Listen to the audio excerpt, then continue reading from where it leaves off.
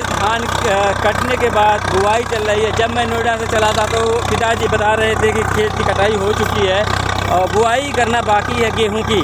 तो मैं आया उस समय तो देखा ट्रैक्टर के लिए गया तो ट्रैक्टर भी कहीं आपको मिल गया। उसके बाद मैं रात में ही सुबह लगभग 6 बजे से करीबन जो कि ट्रैक्टर चल रहा है खेत में। यहाँ आप देख सकते हैं ये मेरा खेत है जो जिसकी बुआई हम करा रहे हैं। ट्रैक्टर चल रहा है बहुत, आप देख सकते हैं बहुत दूर तक है, बहुत लंबा खेत है। और हमारे यहाँ तो ये लगभग बता दें आपको कि 2 बीघे के है, लेकिन अगर हम जाएंगे वहाँ नोएडा साइड तो ये काफ़ी ज़्यादा होगा। वहाँ 7 बीघे का जो कि बीघा होता है, लेकिन हमारे यहाँ 20 कट्ठे का 1 बीघा होता है, इसलिए यहाँ का बीघा थोड़ा बड़ा होता है। जैसे हम 2 बीघा कहेंगे काफ़ी बड़ा है। तो खैर हम नोएडा की बात नहीं करेंगे, पूर्वांचल है, यूपी है, जौनपुर है आपका। ये हमारा खेत है जहाँ हम खेत अपनी बुआई करा रहे हैं। लोग आज कृषि से जुड़े हुए हैं, खेती से जुड़े हुए। हम लोग भी नौकरी करते हैं नोएडा में, लेकिन आपको बता दें कि नौकरी तो करते ही हैं, साथ में जो ज़मीन होती है उससे जुड़ा रहना बहुत ज़रूरी होता है। वही कारण है कि आज हम अपनी ज़मीन से जुड़े हुए हैं। अपने खेत की आज नोएडा से आने के बाद मैं बुआई करा रहा हूँ। अब देख सकते हैं हमारे खेत में धान की कटाई होने के बाद अब गेहूं की बुआई करा रहे हैं। आइए आपको और भी दिखाते हैं हम कुछ। ये बड़ा सुगमता और लंबा खेत है और बड़ी आसानी होती है जब कोई ट्रैक्टर चलता है इस बड़े खेत में। तो ये हैं जब मैं नोएडा में होता हूँ तो वहाँ पर मीडिया जगत में काम करता हूँ, लेकिन आज आपको दिखा रहा हूँ कि गेहूं की बुआई कितने सुगमता कितने आसानी से की जाती है। लोग आज मशीन के दौर में अपने अपने खेतों को बुआई कराते हैं। अब देखिए आज मैं अपने गेहूँ की बुआई करा रहा हूँ। ये मेरा गेहूं का खेत है। धान की कटाई होने के बाद आप देख सकते हैं कि अब गेहूं की बुआई चल रही है। दौर है आधुनिकतम। खेती की बात करें तो जहां लोग कहते हैं कि डाई यूरिया इत्यादि फसल पे मिल जाए तो बड़े आसानी से खेती हो जाती है, लेकिन आपको बता दें कि डाई की बात करें तो डाई गोदामों पे है नहीं और बहुत किल्लत हो रही है डाई की। लेकिन मैंने जो दुकान से मिक्सचर होता है उसको लेकर के बुआई करा रहा हूँ। और आगे जब हम भराई कराएंगे खेत की, जब सिंचाई कहेंगे तो एक तरह से देहाती भाषा में हम लोग भराई करते हैं, और लेकिन सिंचाई भाषा में अगर सिंचाई कहते हैं तो जब सिंचाई कराएंगे इसकी तो उस दौरान हम थोड़ा सा इसमें यूरिया और जो कि पोटास इत्यादि का प्रयोग कर लेंगे।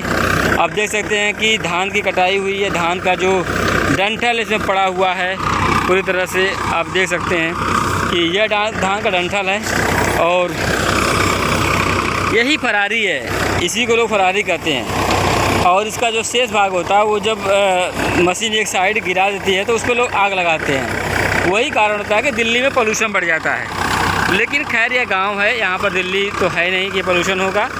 बहुत कम लोग यहाँ जो कि हर खेत की कटाई कराते हैं, नहीं तो अक्सर लोग हाथों से ही काटते हैं, क्योंकि जिसके छोटे छोटे खेत है वो हाथ से काट कर जो कर लेता है। जिसके पास आदमी नहीं है वो क्या करता है कि मशीन से कटाता है, मशीन से बुआता है, इत्यादि काम होता है। लेकिन जो हम बात कर रहे थे दिल्ली में फरारी, लोग कहते हैं दिल्ली में फरारी, जो आपके हरियाणा इत्यादि लोग फरारी जला देते हैं, पंजाब में जलाते हैं और पोल्यूशन होता है। तो कारण यही है।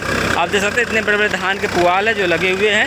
अब इसके ऊपर आप देखते ट्रैक्टर से बुआई हम करा रहे हैं। एक बार में आप देख सकते हैं इस मशीन के अंदर गेहूँ और जो हमारी खाद होती है और सबको एक साथ डाल करके बड़े आसानी से आप देख सकते हैं कि गेहूँ की बुआई की जाती है यहाँ पर। सबसे बड़ी बात यह है कि पहले लोग तरह तरह से खेतियों के लिए परेशान होते थे, चाहे वह सिंचाई हो चाहे वह बुआई हो। लेकिन आज अगर आपका खेत अच्छी तरह से बना हुआ अच्छी तरह से है तो धान काटने के बाद एक उचित समय पर आप इन मशीनों से बहुत आसानी से खेती की बुआई कर सकते हैं। देख सकते हैं यह क्षेत्र है पूरा मैदानी क्षेत्र है। यह हमारा जौनपुर ज़िला है। जौनपुर ज़िले का केराका तहसील है और यह पतौरा ग्राम सभा भी आपको बता देता हूँ। मेरा ग्राम सभा जो है पतौरा है और यह मेरे खेत की बुआई इसमें चल रही है गेहूं की। शायद बड़ी सुगमता से बड़ी आसानी से हो जा रही है, लेकिन यांत्रिक की अगर बात करें, हम मशीनरी युग की बात करें तो अभी तो ये मशीन ये जो है बहुत ज़्यादा अभी भी क्षेत्र में तो नहीं है, लेकिन इतनी है कि लोग अपना काम करा ही लेते हैं। थोड़ा लेट फास्ट होता है और देख सकते हैं आप बड़े आसानी से बड़े सुगमता से बड़े तसल्ली से लोग जो कि इस समय भी कुछ लोग हैं, जो कुछ लोग तो ऐसे हैं कि जो वेटिंग में लगा कर बैठे हुए हैं, जैसे रेलवे का टिकट होता है वैसे कुछ लोग वेटिंग में लगा कर बैठे हुए हैं। आप देख सकते हैं कि ये खेत की बुआई चल रही है बड़े आसानी से, तो नहीं कहेंगे लेकिन चल रही है। खैर आपको मौके दिखाते हैं कि ये बुआई चल रही है धान की, बहुत बढ़िया से मस्त से लगे रही है। देखिए ड्राइवर साहब है, अब ये धान की हमारे गेहूँ की बुआई चल रही है, ट्रैक्टर चल रहा है बड़े आसानी से, तो नहीं कहेंगे तो बड़े आसानी से जो कि बुआई हो जाती है, क्योंकि ट्रैक्टर को घूमने में भी परेशानी नहीं होती है और आसानी से लोग जो कि बुआई इससे कर लेते हैं। कृषि का जो खेती की बात होती है, लोग कहते हैं खेती में फ़ायदा नहीं नुकसान है, तो खेती अगर आप करेंगे नहीं तो खाएंगे क्या? नुकसान हो चाहे फ़ायदा हो, अन्न तो उगाना ही पड़ेगा। किसान का कर्तव्य ही है, जैसे हर किसी का कर्तव्य, सैनिक का कर्तव्य है कि वह देश की रक्षा करता है, वैसे किसान का भी कर्तव्य है कि वो अपना खेती करे। घाटा नफ़ा मुनाफा इत्यादि तो लगा रहता है, लेकिन खेत की जो बुआई है कराना ज़रूरी होता है। आप देख सकते हैं कि मेरा ये जो खेत है, आप उन पेड़ों तक लंबा सा खेत है, अब देखिए वहाँ तक मेरा ये खेत फैला हुआ है, काफ़ी दूर है, काफ़ी बड़ा खेत है। जैसा कि आप देख सकते हैं कि कितने दूर दूर तक खेत मेरा है ये, और ये हमारा खेत है, ये हमारे चाचा जी का है, इसके बगल बड़े पिताजी का है और उसके बगल हमारे बड़े पिता का है, और ऐसे ही हम पिताजी के 4 भाई उनके हैं, ये मेरा है, चाचा जी का है, बड़े पिताजी का है, बड़े पिताजी का है, यानी ऐसे हमारे खेत हैं। तो यहाँ पर मिला जुला करके टोटल माना जाए तो 8 बीघे का जो खेत है ये हम लोगों का है यहाँ पर। तो ये खेत देखो हम लोग अपने तो नहीं, जो दादाजी हमारे थे, दादाजी की देन है कि ये खेत आज हम लोगों के पास है। कि दादाजी हमारे कहा जाए तो बहुत ही प्रतिष्ठित व्यक्ति थे, स्वर्गीय मथुरी यादव, जिनका नाम लोग बड़े शालीनता और न्यायप्रियता से लेते इसलिए थे कि कभी भी किसी का अन्याय नहीं करते थे। वो आज उन्हीं की देन है, हमारे दादा मथुरी जी की, जिनकी कृपा पात्र से आज ये खेत हम लोगों के पास है। और हमारे बड़े पिताजी मुंबई में सन 84 से नौकरी करते थे, उनके बड़ा कृपा है कि हम लोगों की यह ज़मीन है तक है, जो भी रहा है हमारे पूर्वजों का ये सबसे बड़ा सम्मान है, कहा जाए तो कम नहीं होगा। और रही खेती की बात, आप देख सकते हैं ये खेती हर व्यक्ति को किसानी करनी चाहिए। अगर किसान खेती नहीं करेगा तो करेगा क्या? उसे खेती करना चाहिए। इसलिए मैं कहता हूँ कि खेती ज़रूर करना चाहिए आप लोगों को। मैं अपने वीडियो को अब आप लोगों को और ज़्यादा दिखाने में सक्षम नहीं हो पाऊँगा।